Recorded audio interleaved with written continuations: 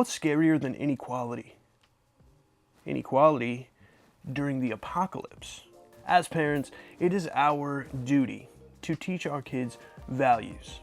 Values like fairness and equality and respect. We tend to start simple, build a foundation for them. But what happens when you grow up into adulthood and those values evolve, and then all of a sudden the world is ending and those values are being tested by power grabs and gender norms and society crumbling at your feet?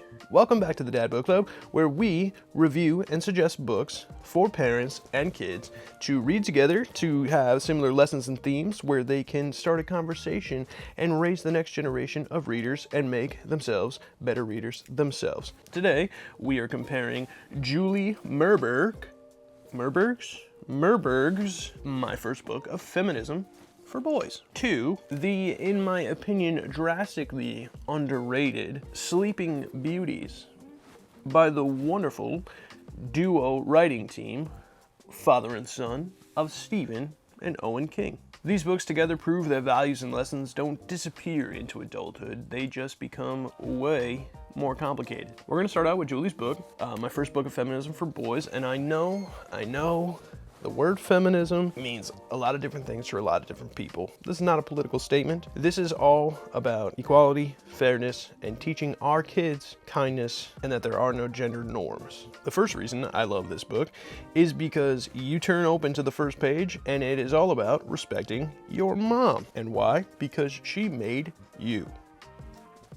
I don't know about the rest of you fathers out there, but going through the pregnancy process with my wife, as well as the birth process, and now the first year of life with our son, women can do anything. It's amazing. Not just what their bodies create, but all the things that they can do and handle. It's insane. My wife happens to be the best one on this planet. Sorry for everybody else, but I'm sure your ladies are doing just fine. I think we initially grow up thinking like, oh, it's our mom. She's there. She takes care of us. That's her job. But I don't think until adulthood, when we go through it ourselves, that we realize that what a difficult heckin' job it is. This book goes on to kind of talk to boys specifically when they're young about how it's okay to have feelings, that you don't have to be just happy or mad or angry. You can also experience love and sadness, and that it's okay to cry. It talks about how strength for men isn't just about our muscles and how strong we physically are, but how we use our brain power and how we use our words to win conflicts and help people. Julie then goes on to explain how there is no norm for boys or girls, no standard of play. You can play dress up, you can play with trucks, you can play with dinosaurs, or you can play with dolls. There is no boys' toys or girl toys. There's just toys. No girl chores or boy chores, even though my wife likes to say, that's a boy's job. Take the trash out, that's a boy's job. Kill that spider, that's a boy's job. I kid. She obviously can handle anything, literally anything. She can do everything better than I can. The book finishes out on two topics of using your brain, and you can have the job that you want in the future. You can be a firefighter, a teacher, a nurse. It doesn't matter. And then also just touches on consent. No means no, man. This book is really incredible as you're teaching your child that boys and girls both hold up the sky. We're a team, and we believe in fairness and respect. Now, let's turn down the lights a little bit and turn our attention to Sleeping Beauties by Stephen King and Owen King. First of all, Sawyer, my son, if we ever have the opportunity to write a novel together, that'd be crazy. This book is mainly about this little town in Maine, which Stephen King is very well known for writing about, but it does affect everyone all over the world. It just centers on these certain characters in this town. Specifically a woman who is the sheriff of the town and her husband who is the prison psychiatrist of the women's prison, which is the main source of jobs and economy in this town. One day this mysterious lady shows up, her name is Evie Black, and she just murders a couple meth heads and turns herself into the police. And then as this is going down, we keep hearing reports all over the world that women are falling asleep and not waking up. Not only are they not waking up, women are falling asleep and then there's these little silks that come out of them and they build a cocoon around the woman, and then she is now in a cocoon coma. Now you're thinking, that's not very Stephen King, that sounds kind of pleasant. Actually, a very fluffy cocoon, you know? But no, when the husbands start panicking or the kids start panicking that their moms aren't waking up and they're in this cocoon, they start to tear open the cocoon.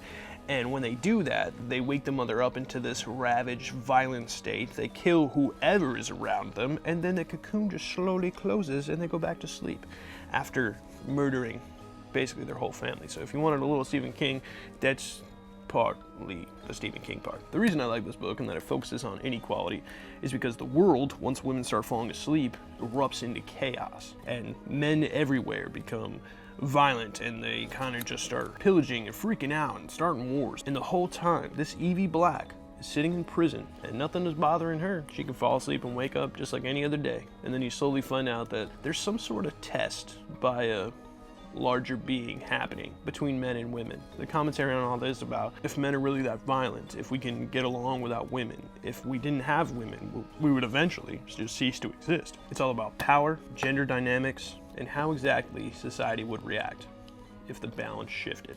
While Feminism for Boys teaches equality in simple terms and values, Sleeping Beauties explores the exact same concepts, but what would happen if those gender equalities were challenged or even ignored? Both of these books explore three main topics. The first is respect between the genders. Our child's book teaches it directly, and Sleeping Beauties explores the idea if respect between the genders was missing entirely. The second thing that both of our stories explore is the idea of power and responsibility. Our kids' book says it's our responsibility to treat everyone fairly, equally. Sleeping Beauties takes power and responsibility, and they thrust it into the hands of some pretty terrible people. Our Lady Sheriff, she stays awake longer than any other woman, basically, and she is fighting like hell to keep control of her town. But everywhere she turns, there is a man making it way more difficult. But we also explore responsibility when her husband, the psychiatrist at the women's prison, takes it upon himself to protect the women at all costs. And Evie Black, she's just along for the ride, enjoying the whole show. The third thing that both of our stories have in common is the importance of how boys are raised. My first book of Feminism teaches you that it begins at home, that as parents you start at a young age, gently shaping their identity. If you treat women with respect, they're gonna see that and they're gonna copy that. But if you don't, they're also gonna see that and copy that, which is exactly what is explored in Sleeping Beauties. It's when you reach adulthood and you really start to see the consequences of those identities really being shaped. And what can really happen when you grow up with an attitude towards women that's really unhealthy or really unexamined. As parents, the connection matters. You'll read your book and you'll realize why their book is so important. We don't just read books to our kids. We are modeling to them an entire worldview. We show it through our actions, through our attitudes, and just the general respect we have for one another. When we introduce equality at an early stage, that builds empathy. And then we go and read our adult book that explores gender and power, and it continues that conversation, just at a deeper level. Reading these two books side by side, you can really see that children's books aren't less serious, they're simple and foundational. Adult books aren't better, they're just expanded conversations. If you're raising a son like I am, get this book, read it to him. I literally read this to Sawyer 3 times tonight, and you will help create an emotional vocabulary and build respect at an early age. And then you'll power through Sleeping Beauties, I promise. It's fantastic. And then you'll learn about gender dynamics, leadership, cooperation. One of these books builds value. The other one, it tests it. And that is the power of books. If we want to raise thoughtful readers, and in turn, thoughtful people, we don't have to separate children's books and adult books. We let them talk to each other, connect. And the best thing about being a parent is that we get to read both. All right, if you like this video, please give it a thumbs up down below. Click the subscribe button, click the little bell. You'll know when I post a new video. We're reading together. We're building a bookshelf for our children to learn and grow and become better readers. Leave me a comment down below. What does feminism mean to you? Or how did you grow up with gender norms? Or you could just tell me, what exactly is a boy job? And if you got some more time on your hands, you can go ahead and click this video right here if you got a little child's birthday coming up, and I tell you what is the definitive gift to get not only a 1-year-old, but a child of any age. Parents, kids, I'll see you in the next read.